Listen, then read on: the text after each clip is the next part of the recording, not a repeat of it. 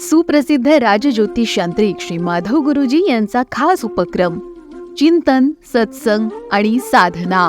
कर्पूर गौरम करुणावतारम संसार सारम भुजगेंद्रहारम सदा वसंतम हृदयारविंदे भवं भवामी सहितं नमामि. शंभो शिव हर हर महादेव. श्री सच्चिदानंद सद्गुरु श्री साईनाथ महाराज की जय. ओम साईराम.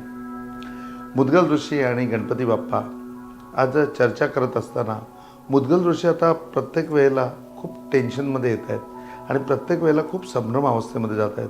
कारण आता त्यांना ज्ञानचक्षु प्राप्त झाला आहे आणि त्या ज्ञानचक्षुने वारंवार ते कलियुगामध्ये डोकावत आहेत आणि कलियुगामधल्या आपल्या सगळ्यांचे प्रताप बघून ते हादरलेत. कारण ते 2500 वर्षापूर्वी आहेत देहस्वरूप, ते आत्तासुद्धा आहेत, परंतु आत्मस्वरूप आहेत. त्यावेळेला ते देहस्वरूप होते आणि देहस्वरूप असताना या कलियुगामध्ये अशा प्रकारे आपले सगळ्यांचे प्रताप बघून ते पूर्णपणे हादरून गेलेत. देवा विज्ञान कुठे चाललं आहे आणि देवा बाकी सगळं जग कुठे चाललं आहे. देवा विज्ञानाची पण किती कमाल आहे, विज्ञान बघा काय काय करतं आहे. असं एक एक गोष्ट ते प्रभूंना सांगतायत, अशी एक गोष्ट बाप्पाला ते सांगतायत आणि बाप्पा म्हणतायत की अरे म्हणूनच तर मला म्हणलंय ना, तुम ज्ञानमयो तुम विज्ञानमयोसी, की ज्ञान पण तूच आहेस आणि विज्ञान पण तूच आहेस. या सगळ्या गोष्टी मी त्याप्रमाणे सगळ्यामध्ये बदल घडवतोय. मी त्यावेळेला जी कामं आज तंत्राने होत आहेत, जी कामं मंत्रांनी होत आहेत, मी त्यांना यंत्र दिलेत, ते त्यावेळेला ती कामं यंत्रांनी करतील. त्यांच्यामध्ये वेगवेगळे जे आविष्कार करायला पाहिजेत, त्यांच्यामध्ये वेगवेगळे जे बदल घडवायला पाहिजेत, त्यांच्यामध्ये ज्या क्षेत्रामध्ये परिवर्तन आणायला पाहिजे त्या क्षेत्रामध्ये मी परिवर्तन आणतोय.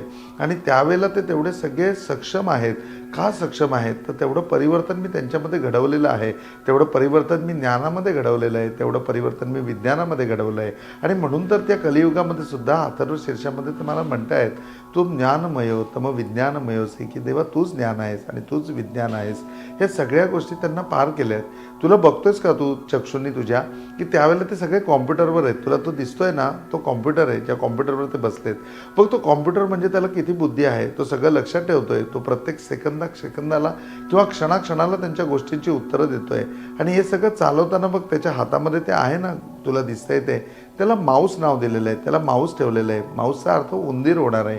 म्हणजे आज ज्या उंदरावरती बसून आज मी बुद्धीची देवता आहे, आज एवढा मोठा गणपती बाप्पा फक्त उंदरावरनं जातो का, आता हा माझ्या बुद्धीचा प्रताप आहे. आणि तीच बुद्धी त्या ठिकाणी त्या कॉम्प्युटरमध्ये एकवटलेली आहे. तो चालवणारा सुद्धा माऊसच आहे. बघ मी त्यावेळेला सुद्धा आहे, मी जसा तुझ्याजवळ आहे तसं त्यावेळेला त्यांच्यासुद्धा जवळ आहे. का तर मी परिवर्तन घडवलं आहे. मी जे तंत्राने आणि मंत्राने होतं ते मी तिथे यंत्राने प्रगट केलं आहे. आणि यंत्राने प्रगट केलेलं असताना सुद्धा माझं अस्तित्व मी सोडलेलं नाही. मी तिथे प्रगट झालेलो आहे, मी त्या ठिकाणी आहे. माझा माऊस त्या ठिकाणी आहे. त्या माऊसचाच वापर करून ते प्रत्येकजण वेगवेगळ्या क्षेत्रामध्ये त्या ठिकाणी त्या पटलावरती त्या यंत्रावरती जात आहेत. बाप्पाचे हे सगळे चमत्कार बघून मग मुद्गल ऋषींना पुन्हा कुठेतरी हायसं वाटलं आहे. आणि खरंच हा साथ सोडणार नाही आहे, मी फक्त लिहून ठेवायचं आहे, हा आपोआप लोकांना समजून देईल. एखादी गोष्ट नाही लक्षात आली ना तर खरंच हा त्या ठिकाणी त्यांना समजवून देईल. मग ते माध्यम वेगळं असेल, त्यावेळेला आपल्याजवळ जसा बाप्पा आहे तसा बाप्पा नसेल, तो वेगळ्या स्वरूपामध्ये असेल आणि वेगळ्या स्वरूपामध्ये असताना तो त्याचं दर्शन देईल. आणि तो त्याला जे चमत्कार करायचे आहेत किंवा त्यांना त्याच्याकडनं काय प्राप्ती करून घ्यायची आहे, त्यांना जे काही ज्ञान द्यायचं आहे ना ते ज्ञान देईल. हा मुद्गल ऋषींना पूर्णपणे विश्वास बसला. आणि विश्वास बसल्यानंतर ते आता बाप्पाला विचारत आहेत की बाप्पा मग यांच्यामध्ये एवढी व्हरायटी कशी काय, यांच्यामध्ये एवढी स्वरूपं कशी काय, हे सगळेजण हाडामासाचे बनलेले आहेत, हे रक्तापासून बनलेले आहेत, मग असं सगळं असताना यांच्यामध्ये एवढे बदल काय, हे एवढे वेगवेगळे कसे. त्यावेळेला बाप्पा म्हणतो की नाही रे, यांच्यामध्ये फक्त हे वेगवेगळे दिसत आहेत तुला, बाकी हे सगळे एकच आहेत. फक्त प्रत्येकाचं रूप बदललेलं आहे, प्रत्येकाचं त्यावेळेचं जे आहे ते आचरण बदललेलं आहे आणि ते आचरण बदलल्यामुळे ते तुला वेगवेगळे वाटत आहेत. हे सगळे मनुष्यच नाही का, मग मनुष्य रूपामध्ये असताना यांची ही वेगवेगळी रूपं आहेत, ही वेगवेगळी यांनी साकारलेली आहेत, त्यांच्या विचारांनी तशी झालेली आहेत. बघ काही मनुष्य मनुष्यासारखे असून ते राक्षस प्रवृत्तीचे आहेत, ते राक्षसासारखे वागत आहेत, त्यांना आपण राक्षस नर असं म्हणूया. दुसरे बघ काही माणसं मनुष्य स्वरूपामध्ये आहेत पण संपूर्ण त्यांचा व्यवहार पशुसारखा आहे, त्यांना आपण पशुनर म्हणूया. तिसरं जे आहे ते मनुष्यासारखे आहेत आणि ते मनुष्यासारखे वागत आहेत, ते स्वतःचाही विकास करतायत आणि बरोबर मनुष्य जातीचा, समाजाचा, प्रजेचा विकास करतायत. ते खरोखरी मनुष्य नर आहेत. आणि त्याच्या पलीकडे बघ, हे सगळे मनुष्य आहेत. या मनुष्यांमधले ही मनुष्य बघ, हे मनुष्य सगळे काम करत असताना स्वतःचा स्वार्थच विसरून गेलेत, स्वतःचं अस्तित्व विसरून गेलेत आणि हे दुसऱ्याकरता काम करत आहेत. हे सगळे देव नर आहेत, हे सगळे देव मनुष्य आहेत, ही सगळी देव माणसं आहेत. मग या चारही जणांमध्ये फरक का देवा निर्माण होतो? हा फरक विचारांनी निर्माण होतो. कुठेतरी विकृती असते, म्हणजे ज्यावेळेला राक्षस नर होतो त्यावेळेला त्याच्या विचारांमध्ये विकृती असते. पशु नर होतो त्यावेळेला त्याच्यामध्ये पूर्णपणे आकृती असते. त्याच्यानंतर ज्यावेळेला मनुष्य नर होतो त्यावेळेला त्याच्यामध्ये पूर्णपणे प्रकृती असते. आणि देव नर होतो त्याच्यामध्ये पूर्णपणे संस्कृती असते. मग अशी ज्यावेळेला विकृती, आकृती, प्रकृती आणि संस्कृती ह्या चारही गोष्टींमुळे यांच्या विचारांमध्ये पूर्णपणे परिवर्तन घडत चाललं. आणि मग ते परिवर्तन घडत गेल्यामुळे हे पूर्णपणे त्याच्यामध्ये एकमेकांमध्ये अडकत चाललेले आहेत. आणि अडकत चालून मग त्याच्यामधनं बाहेर यायचा रस्ता मिळत नाही. हे त्याच्यामध्ये स्वतःचा स्वार्थ जाणत बसतात आणि त्या स्वार्थामध्ये अडकतात आणि मग राक्षसी प्रवृत्तीचं आयुष्य जगतात. बघ, तो कुत्रा कसा भुकतोय आणि हा मनुष्य बघ कसा समोरच्याला बोल सुनावतोय. त्या कुत्र्यामध्ये आणि याच्यामध्ये थोडा तरी फरक आहे का? हे मग पशुनरच नाही का? तो मनुष्य बघ, तो मनुष्य स्वतः कार्य करतोय, त्याच्याबरोबर त्यांनी 10 मनुष्यांना घेतलंय, त्यांना सगळ्यांना घेऊन तो काम करतोय. हा मनुष्य श्रेष्ठ नाही का? म्हणजे याच्यामध्ये कुठेतरी प्रकृती नाही का? आणि तो मनुष्य बघ की तो सगळ्यांकरता तो शेतकरी आहे. तो स्वतःला एवढंसं पोटभर अन्न लागणार आहे, परंतु त्या सगळ्यांकरता तो अन्न पिकवतोय. मग तो शेतकरी म्हणजे देव माणूस नाही का? त्याच्यामध्ये कुठेतरी संस्कृती नाही का? बाप्पाचे हे सगळे विचार ऐकून मुद्गल ऋषींना आनंद वाटला. आणि मग प्रत्येक माणसामधल्या असलेल्या प्रकृतीचा, विकृतीचा, आकृतीचा आणि संस्कृतीचा अभ्यास बाप्पा त्यांना शिकवायला लागला. आणि मग ते शिकवत असताना ही प्रवृत्ती आपल्याला पूर्णपणे समजून घ्यायला पाहिजे. कुठेतरी प्रकृती समजून घ्यायला पाहिजे, ही विकृती समजून घ्यायला पाहिजे. आणि समजून घेण्याकरता आपण जाऊया आज परशुरामांकडे. परशुराम आज युद्धामध्ये आहेत. आपल्याला सगळ्यांना माहिती आहे की पूर्णपणे म्हणजे की जो सहस्त्र अर्जुन होता त्यांनी जमदग्नींचा वध केला आणि जमदग्नींचा वध करून तो चाललेला आहे. जमदग्नी हे परशुरामांचे वडील आहेत आणि आपल्या वडिलांची हत्या केली म्हणून गेल्यानंतर कष्टी ते रेणुका, की ज्या रेणुकाला बघून त्यांना दया आली, आपल्या मातेला बघून दया आली, आपला परशु उचलला आणि ज्यांनी आपल्या पिताची हत्या केलेली आहे त्याच्यावरती हल्ला करण्याकरता निघून गेले. सहस्त्र अर्जुनामध्ये आणि परशुरामामध्ये घनघोर युद्ध झालं. ज्या घनघोर युद्धामध्ये त्यांनी आज पूर्णपणे सहस्त्र अर्जुनाचा वध केलेला आहे. सहस्त्र अर्जुन देह स्वरूपामध्ये संपलेला आहे. तो संपून झाल्यानंतर ते पुन्हा पाठीमागे आले, जमदग्नी मुनींच्या आश्रमामध्ये गेले आणि आज रेणुका मातेने सांगितले की मला सती जायचं आहे आणि तुझ्या पित्याचे पूर्णपणे तू या ठिकाणी अंत्यसंस्कार कर. परंतु ते संस्कार करत असताना त्या जागेवरती आम्हाला घेऊन चल, त्या जागेवरती तुझ्या पित्याचे अंत्यसंस्कार कर आणि त्या ठिकाणी मला सती जायचं आहे. मी आवरून तयार होते. आज परशुरामांपुढे मोठा प्रसंग आहे की युद्ध करून आलेत आणि सहस्रार्जुनाला मारलेला आहे. त्याच्यानंतर म्हणजे की पृथ्वी पूर्णपणे निक्षत्रिय करायचा त्यांनी संकल्प केलेला आहे आणि रक्त, हाडं, मांस याच्या पलीकडे त्यांच्या समोर काही दिसत नाही आहे. आणि तशा अवस्थेमध्ये आज त्यांनी कावड तयार केलेली आहे आणि कावड तयारमध्ये पूर्णपणे सौभाग्यवतीचं रूप घेऊन पूर्णपणे सती स्वरूपामध्ये त्या ठिकाणी रेणुका माता बसली आहे की जी आता सती जाणार आहे. आपल्या पतीच्या पूर्णपणे प्रेताग्नीबरोबर त्याचं प्रेताच्या दाहामध्ये ती स्वतःला झोकून देणार आहे आणि ती सती जाणार आहे. आणि ती रेणुका माता अशी पूर्णपणे सौभाग्यवती, हिरवगार पातळ नेसून, चुडा भरून, मळवट भरून एका पारडीमध्ये बसलेली आहे आणि दुसऱ्या पागडीमध्ये त्या ठिकाणी जमदग्नींचं कलेवर म्हणजे त्यांचं प्रेत ठेवलं आहे.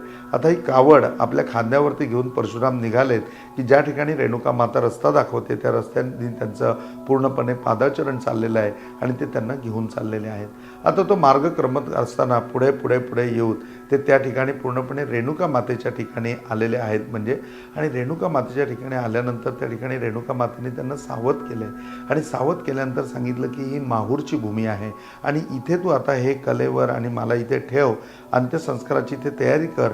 आणि समोर हा बघ एक छोटंसं जे घर दिसतंय, सुंदर असं घर दिसतंय. ते घर म्हणावं तर ते महलासारखं होतं आणि महल म्हणावं तर ते झोपडीसारखं होतं.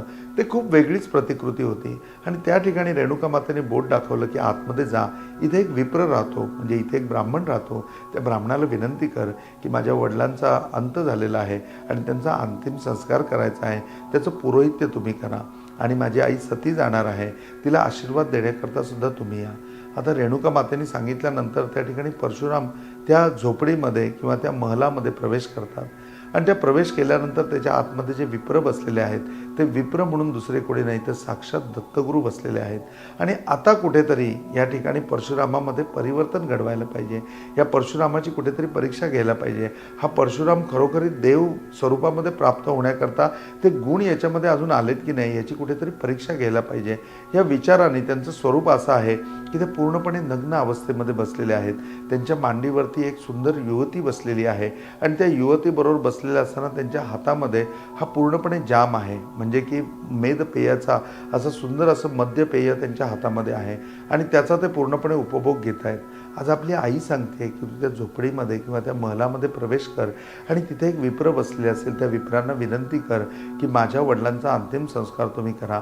म्हणजे तो विप्र किती मोठा असेल की आपल्या आईची योग्यता त्यांना माहिती आहे, आपल्या पित्याची योग्यता त्यांना माहिती आहे. जमदग्नी ऋषी आणि रेणुका माता तर साक्षात म्हणजे की देवीचा अवतार आहे, देवीच आहे.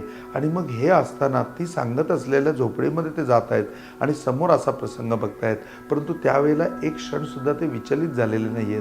आणि विचलित न होता समोर दिसलेल्या परिस्थितीचा काहीही विचार न करता परशुरामांनी त्या ठिकाणी साष्टांग दंडवत घातलेला आहे. त्यांच्या मनामध्ये कुठल्याही प्रकारचा विग्रह निर्माण झालेला नाही, त्यांच्या मनामध्ये कुठल्याही प्रकारची शंका निर्माण झालेली नाही आणि ते पूर्णपणे नतमस्तक झाले. आणि नतमस्तक होऊन ज्यावेळेला परशुराम उठतात त्यावेळेला बघतात तर ते सगळं गायब झालेलं आहे आणि सुंदर असे एक भगवी कफनी घातलेला विप्र त्या ठिकाणी बसलेला आहे. त्यांनी त्या विप्राला वंदन केलं आणि सांगितलं की माझे वडील जमदग्नी हे काही कालावधी अगोदर मृत्यू पावलेले आहेत, त्यांचं कलेवर माझ्याबरोबर आहे आणि माझी आई रेणुका माता ही सती जाणार आहे.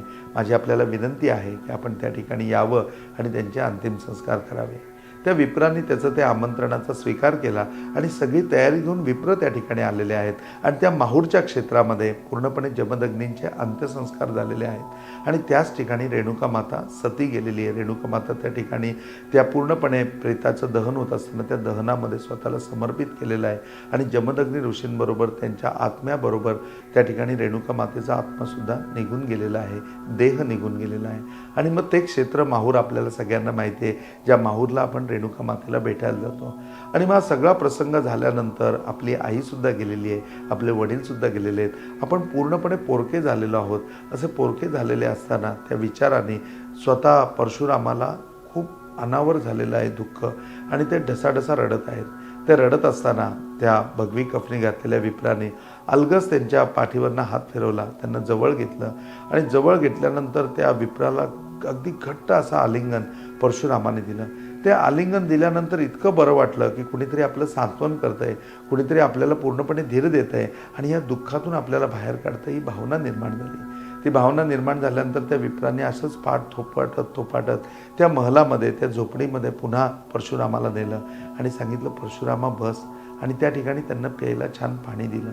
ते पाणी, ते जल प्यायल्यानंतर परशुराम कुठेतरी सावध झाले आणि सावध झाल्यानंतर त्यांच्याकडे बघितल्यानंतर साक्षात त्यांच्यामध्ये भगवान गुरु दत्तात्रयांचं दर्शन झालं. त्यावेळेला दत्तात्रयांचं दर्शन झाल्यानंतर परशुराम विचारतात की तुम्ही कोण आहात? त्यावेळेला ते सांगतात मी तुझा गुरु आहे आणि आता उपदेशाची तुला स्थिती प्राप्त झालेली आहे, तुला आता मी उपदेश करणार आहे. हो, भगवान परशुरामांचे गुरु दत्तात्रय आहेत आणि दत्तात्रयांनी त्या ठिकाणी त्यांना उपदेश दिला. जो उपदेश ग्रहण करून झाल्यानंतर परशुरामांमध्ये पूर्णतः बदल झाला. आता परशुरामांचं उदाहरण आपण या ठिकाणी ह्याच्याकरता घेतलं की परशुरामांनी बघा जमदग्नींचा वध केला. परशुरामांनी पूर्णपणे कुणाचा वध केला तर सहस्त्रार्जुनाचा वध केला. का तर सहस्त्रार्जुनाने जमदग्नींचा वध केला. कारण फक्त एवढंच होतं की त्यांच्या आश्रमामध्ये असलेली कामधेनू, जी कामधेनू घेऊन त्या ठिकाणी हा सहस्त्रार्जुन निघालेला होता, ती कामधेनू तू नेऊ नको म्हणून त्याला विरोध करणारे जमदग्नी ऋषी होते, त्यांचा विरोध थांबावा म्हणून त्यांनी त्यांचा वध करून टाकला. आता कामधेनू नेणं ही अगदी स्वाभाविक आणि छोटीशी गोष्ट होती. त्यांनी 2-4 दिवसांनी ती आणूनही दिली असती, परंतु त्या गोष्टीचा विचार न करता त्याचा विरोध करणारे जमदग्नी ऋषी त्यांनी त्यांचा वध केला. मग तो वध केल्यानंतर त्याचा वध करण्याकरता धावलेले परशुराम, या सगळ्या गोष्टीमध्ये आपल्याला हीच विकृती कुठेतरी दिसते आहे हीच आकृती कुठेतरी दिसते. आणि ज्या वेळेला वडिलांचे अंतिम संस्कार करण्याकरता तो त्या ठिकाणी त्या विप्राकडे विनंती करायला आलाय, त्यावेळेला विनंती करत असताना समोर जे काही दृश्य दिसतंय ते दृश्य आपल्या डोळ्यांना दिसत असेल तरी ते सत्य नाही. का तर आपल्या आईने सांगितलेलं आहे की तू त्या खोलीमध्ये जा, तू त्या महलामध्ये जा आणि तिथे जो विप्र बसलाय त्याला सांग, म्हणजे तो निश्चितपणे श्रेष्ठ आहे. त्यावेळेला त्यांच्या मनामध्ये कुठल्याही प्रकारचा विग्रह निर्माण झाला नाही, कुठलीही शंका मनामध्ये निर्माण झाली नाही. हा खरोखरी प्रकृतीचा एक भाग आहे. मग इथे परशुरामांची प्रकृती प्रगट झाली आणि त्याच्यानंतर त्यांचा उपदेश प्राप्त झाला आणि त्यांना उपदेश प्राप्त करून झाल्यानंतर परशुरामांच्याकडनं पूर्णपणे संस्कृती बाहेर झाली, त्यांच्यामध्ये संस्कृती आली. अशा प्रकारे आपल्याही जीवनामध्ये, आपल्याही भूतकाळामध्ये आपण डोकावून बघायला पाहिजे आणि आपण डोकावून बघताना बघायला पाहिजे की आपण कसं वागतोय. कधी आपण आकृतीने वागतोय, कधी आपण विकृतीने वागतोय, कधी आपण प्रकृतीने वागतोय. ह्या सगळ्यामध्ये आपल्यामध्ये परिवर्तन घडायला पाहिजे आणि आपण विकृतीमधनं आकृतीमध्ये, आकृतीमधनं आपण प्रकृतीमध्ये आणि प्रकृतीमधनं आपण संस्कृतीमध्ये यायला पाहिजे. ज्यावेळेला संस्कृतीमध्ये येऊ ना त्यावेळेला समस्या आपल्या जीवनामध्ये नसतील, ज्यावेळेला संस्कृतीमध्ये येऊ ना त्यावेळेला शत्रू आमच्या जीवनामध्ये नसतील, ज्यावेळेला संस्कृतीमध्ये येऊ त्यावेळेला आम्ही काळावर विजय मिळवला असेल आणि शत्रूला पराजय केलेला असेल. तेव्हा ही संस्कृती आपल्यामध्ये कशी येईल ती संस्कृती आणण्याचा प्रयत्न करूया. आज इथेच थांबूया. ओम साईराम.